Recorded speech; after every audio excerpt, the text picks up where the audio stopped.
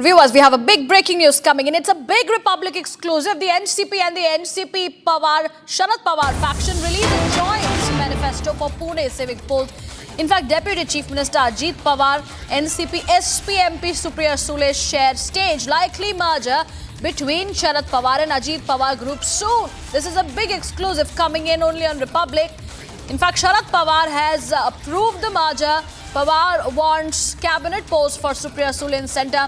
In fact, the Civil Poll Alliance precursor to state level and national level merge. It's the biggest political move, viewers, likely soon ahead of the BMC elections. Deputy Executive Editor Shravan Sen joins me. Shravan, over to you. Take us through the developments.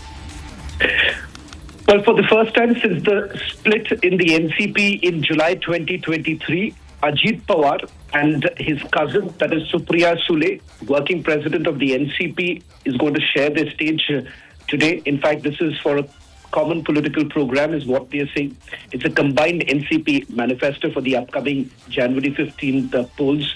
And this is going to be for the Pune Municipal Corporation as well as the Pimpri-Chinchwad Municipal Corporation polls. Undoubtedly, this is the biggest move that's going to take place in Maharashtra.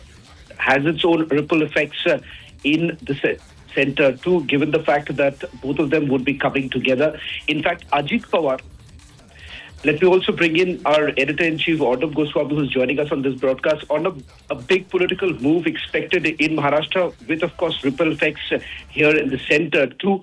Ajit Pawar has made it very clear that they're going to come together for the first time for a joint political event today, later this afternoon. Yes, I think, as you said, this event is very important. It was not necessary, and it is not necessary for Supriya Sule and Ajit Pawar to share the stage for a civic poll event. Neither is it necessary to make a big song and dance about it by releasing a manifesto, appearing on stage. So the way I look at it is, this is only an excuse to show unity at the highest level. It is a coming together of the Sharad Pawar group and the Ajit Pawar group. There was no need for Ajit Pawar to contest as many as 100 civic seats in BMC elections either, where they do not have a significant presence. So many things are happening together. My information is that the merger process is almost complete. The modalities have been worked out. There is a broad understanding. And that once these elections are over, it is that means the municipal elections in all the 29 places across Maharashtra and, of course, the super important BMC elections. Once that is over, sooner than later, they will announce a merger. And Sharad Pawar wants two ministries in the central level. And he would obviously want a portfolio for Supriya Sule. Supriya Sule has been so long sort of wedded into the pseudo-secular camp. Her political inclinations have been more anti-BJP. But now she seems to have sort of agreed to the overall process. And therefore, Ajit Pawar manages the party in Maharashtra, and Supriya Sule and one more person probably will angle for a position in Delhi. And this is going to add to the numbers of the NDA by, I think, 8 or 9 MPs also if this process were to happen. It will, of course, have an impact at the local level, but Sharad Pawar is not very active. I don't think after this his present tenure in Parliament is over. He may even go into a sort of a retired position right now, playing the role of an external mentor, not very active. So what we are seeing here, and these visuals should be very important, Shravan. I'm sure you can add more to it. You know more about Maharashtra politics. But these visuals are significant, and they are being deliberately created to project unity at a national level, not at a Pune civic poll level, but at a national level, at a Maharashtra level. And I think that's the way I see it. As far as timing is concerned, my guess is anywhere under 3 months is when this announcement will happen. Anytime within the next 2 to 3 months is my broad understanding of the situation, sooner than later. Arnab, I must ask you this because you have just returned from Mumbai after meeting the Maharashtra Chief Minister.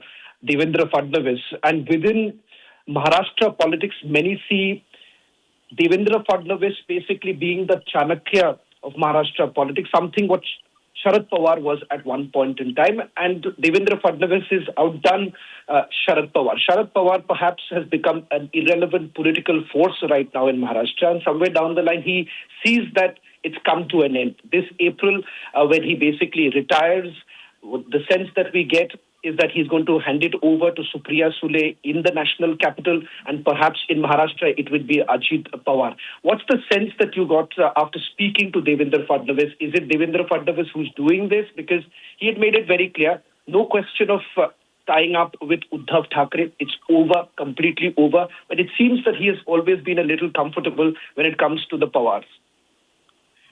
Yeah, he can do business with the Pawars. You see, Devendra Fadnavis is the youngest of them all. He's about 55, if I'm not mistaken. He has a much longer way to go. Ajit Pawar would be 10 years older than him. And Sharad Pawar would be 30 years older than him.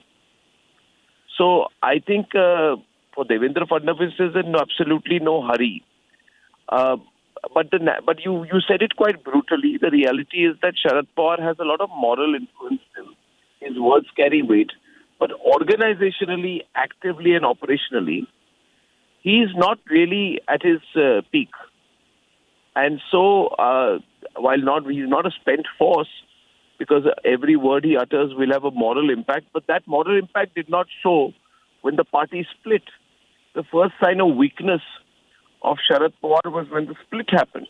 When Prafull Patel left him, he was left helpless. And so Sharad Pawar also realizes that as time passes, his ability to negotiate anything on behalf of Supriya Sule also considerably reduces. Also, it is broadly understood that Supriya Sule is much happier in Delhi political circles than in the rough and tumble of state politics, which frankly she does not understand. She's all right to come once in a while and make a speech or make an appearance like she's going to do today. But she's not really a mass ground politician. She's more a person who's comfortable in parliament and parliament committees, subcommittees, the stuff like that which happens in Lutyens politics. So I think Sharad Pawar realizes that this is the best time that he can negotiate something while he's still relatively active. And that's what he's trying to do. The problem has been that Supriya Sule has never agreed, because Supriya Sule sees herself ideologically in the Congress firmament. But she's also practical. I'm sure she sees that the Congress is going pretty much nowhere. And she's got to make a career of it while she can. Just one final question before I let you go, because there is some more information that we've been able to pick up as to how exactly has this worked out. Because just about a month ago, Supriya Sule, along with the entire family, they were in the national capital. Prafull Patel had flown down. Ajit Pawar was, in fact, at Sharad Pawar's residence when this entire thing was worked out. It seems that they were on the back foot, particularly in Baramati, which happens to be a stronghold of the Pawars. But it seems that Ajit Pawar was literally taking over Baramati, which perhaps would have been the biggest embarrassment at the end of a political career of Sharad Pawar, if at all he was losing his bastion. Is that the reason, the mover right now, if you really see? Yeah, you know the micro details much better, and you've said it right. I was giving the broad picture, but I think we are both saying the same thing, that Sharad Pawar is going to lose ground locally.